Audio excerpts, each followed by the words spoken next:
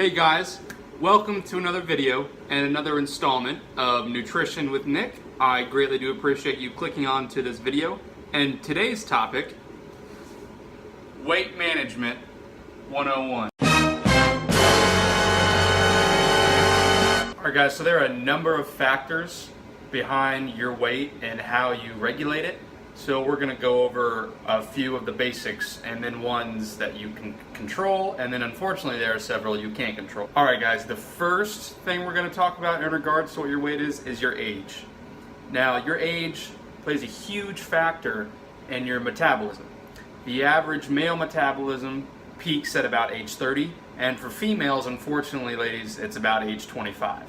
So once you reach that threshold of that number, depending on male or female, from that point on, your metabolism isn't as effective and doesn't work as quickly, so you'll need to then have that reflected in the amount of food you're eating. So right now I'm a 23-year-old, so my metabolism is near its peak, so I'm able to eat a lot more food than normal. But if you're a 55-year-old, you're going to have to, counteract your food based on your age. The number two thing that will affect your weight is your current body weight. So if you are a 200-pound individual, you will be able to lose weight at a higher rate than, say, someone who's a 150-pound individual, because you require more food because there's physically more of you, so you will require less of a deficit as opposed to someone who's 150 pounds if you're a 200-pound person. But on the flip side, if you're a 200-pound individual, that also means it will be more difficult for you to gain weight. And you'd want to gain weight if you were in a bulking phase trying to put on more muscle, and therefore it'd be much easier for that 150-pound individual to put on weight because there's less of him. The third thing that plays a factor in how you manage your weight is your gender, depending on if you're male or female. Males and females burn body fat differently. We store body fat in different places. Males can generally get to a much lower body fat percentage, so a man can get to, say, 5-6% body fat with shredded abs, and a female can get to that point where she has a lean physique and six-pack abs as well, but she's going to have most likely closer to 11 or 12% body fat, because from an evolutionary perspective, women just store more fat than men do. All right, we're going to talk about one more factor, but these three factors, age, weight, and gender, make up what's called your resting metabolic rate. Basically, to just make it simpler to understand, that is the rate at which your body will burn calories if you do nothing. So if you just laid in bed all day and did not move a single second throughout the day, this number is the amount of calories your body would burn. It's a lot referred to in the industry as RMR for short. Again, resting metabolic rate. The fourth thing we're going to talk about today, and the thing you can control the most as an individual, is your activity level, the amount of movement you are doing in a day. Let's start with a stretch and down. Okay, now you try. So if you log into MyFitnessPal, or if you use any other calorie tracking apps, it's going to ask you these four things. And it's going to spit out a number that I will explain later in this video that is just based on a simple equation and a simple amount of calories that equal a gram of fat. And these four criteria make up what in the fitness industry is called total daily energy expenditure. Basically, the amount of calories you burn on a daily basis based on these four things. All right, now that we have those four areas, those specific areas covered, we're going to take a much more macro, big picture perspective. And all it is for managing your weight is the amount of calories you intake versus the amount of calories you outtake, or the amount of calories you exert or that your body burns. So if you're trying to gain weight, you want this number to be higher than this number.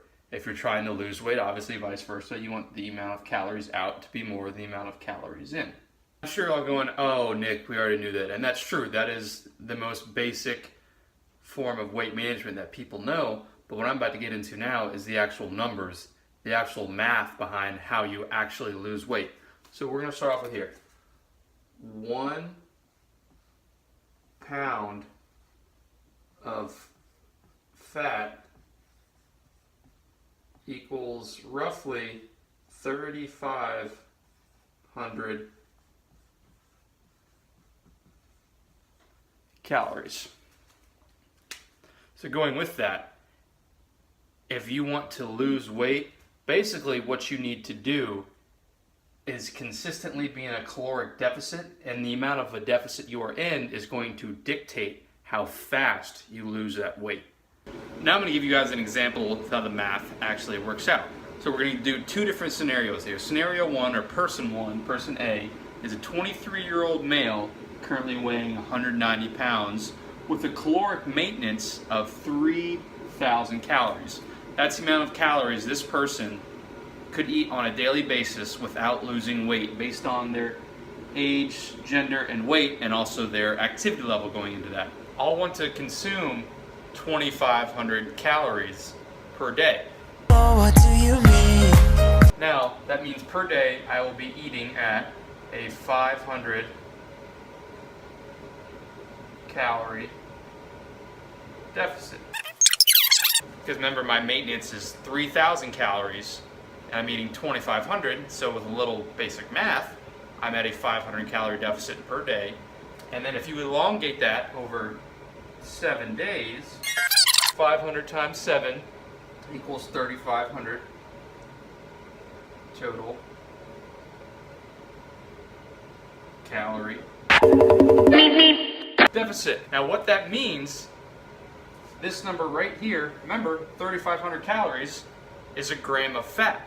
So over a week, I've put myself at enough of a deficit to equal 3,500 calories, or 1 pound of fat. So if you're person A and you go into MyFitnessPal, try this if you want, and you type in that you're a 23-year-old male weighing 190 pounds, and we'll say you're moderate to very active, because MyFitnessPal will ask you how active you are. It's going to spit out a number that says your maintenance is 3,000 calories. And then in that presetting, you tell it how much weight you want to lose a week. So if you say I want to lose a pound of fat a week, it's going to give you a 500 calorie deficit, and it'll probably put you somewhere around that 2,500 calorie number. That's how the game works. It's all just one giant math problem. And the next person, person B, 30-year-old female weighing 130 pounds, she's moderately active.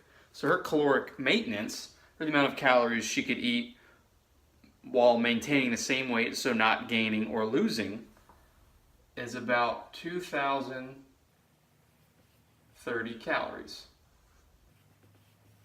And we'll say her goal is 0.5 pounds of weight gain per week. So this woman wants to put on a half a pound per week. So again, let's do some math. So if she wants to gain a half a pound per week, she would want to eat 2,280 calories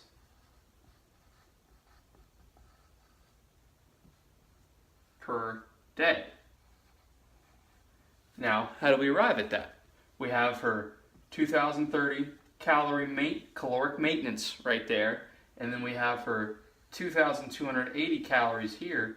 Well, if you subtract the maintenance from what she's eating, so her surplus, that comes to a 250, I'm going to abbreviate cal surplus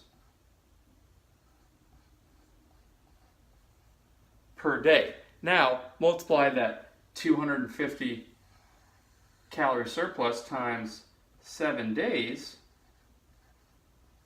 and you get 1,750 calories.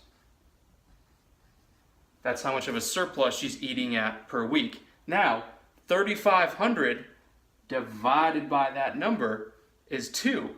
So it would take her 2 weeks to gain a pound of fat, aka she wants to gain half a pound. She should eat half 3,500 calorie surplus per week. All right, guys, that was the most simple explanation of weight loss. There are many other factors that go into play, such as your genetics and also your height plays a factor. But this was, I just wanted to lay it out in a way that was very simple to understand.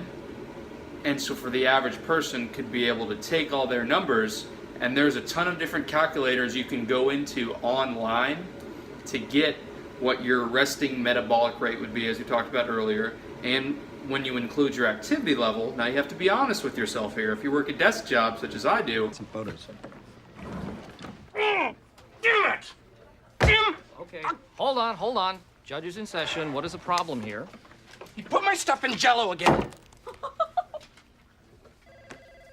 That's real professional. I'm not as active as, say, a construction worker or a landscaper. So when you put in your activity level, that will then give you your total daily energy expenditure, and then you'll give the system your goal if you want to gain or lose weight and how much per week, and then it'll spit you out a number that basically uses the same math and same equations that I just went over here. So I just want to thank you guys for tuning in. If you want to see more content like this, hit that subscribe button down below and make sure to give it a like if you enjoyed it. Also comment if you have any more questions or want to stir up a conversation down there. And don't forget to follow me on Instagram. I'll link it right here. It's just my name, Nick Belden, pretty simple. But shoot me a DM there if you have any questions, health and fitness related. I'm more than happy to answer them. And thanks for stopping by, guys. Hope you have a great day.